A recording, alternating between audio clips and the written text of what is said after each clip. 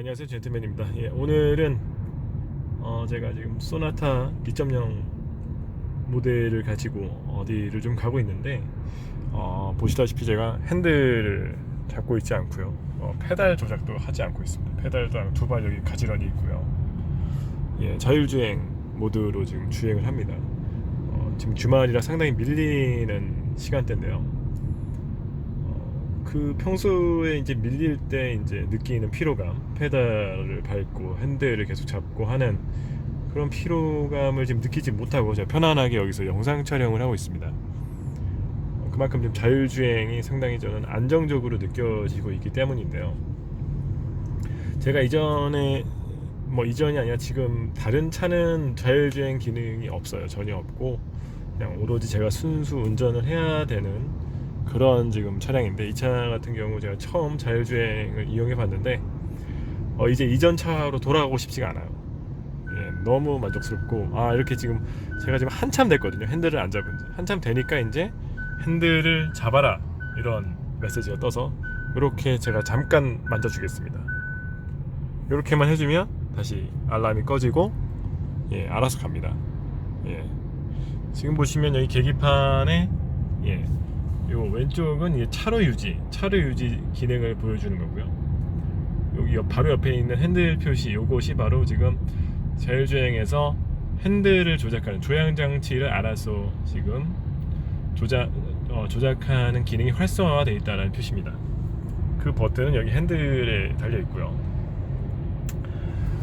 자, 지금 보시면 알아서 가요. 계속 알아서 가고,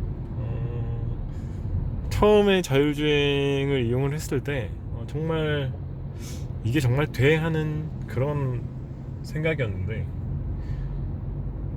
막상 진짜 이용을 해보니까 너무 편하다, 너무 편하고, 이제 차를 구매하는 데 있어서 이 자율주행 기능이 어느 정도 수준까지 구현이 되어 있는가가 중요한 구매 요소가 될 것 같아요. 이제 디자인도 중요하고 엔진 스펙도 중요하고 가격도 중요하죠. 그런데 이제 운전을 실제로 하면서 느끼는 이제 피로감을 줄여주는 이 자율주행이 구매를 결정하는 큰 결정적인 요소가 되지 않을까라는 생각을 계속 해봅니다.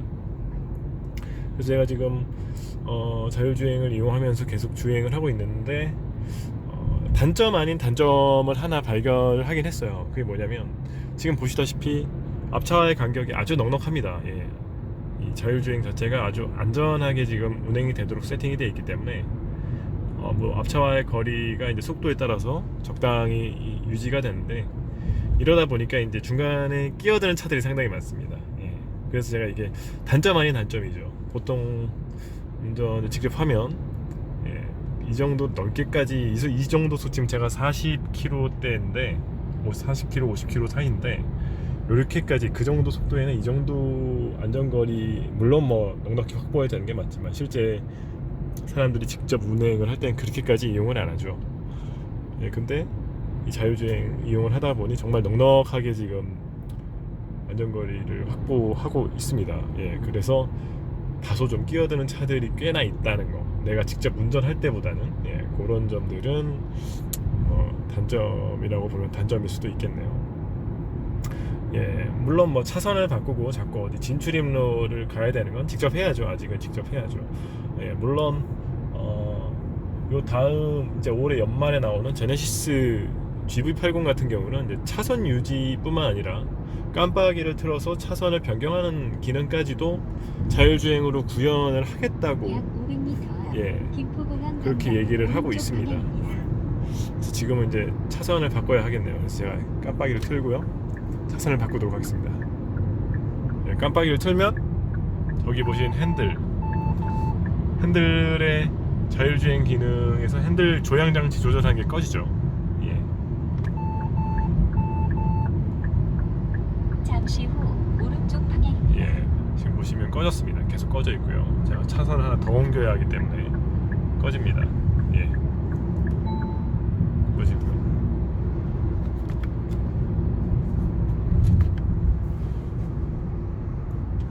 아주 운전할 때 차선 바꾸고 돌발 상황 대비하고 뭐 이 정도만 제가 신경을 쓰면서 가면 되니까 이 자율주행이라는 것이 점점 더 운전을 하는 운전자들의 편의를 높여주고 또 이렇게 충분한 안전거리도 확보를 하면서 달리게끔 세팅이 되어 있기 때문에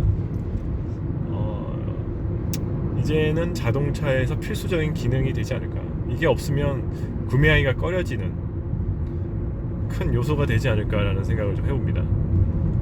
지금도 뭐 잘 가요.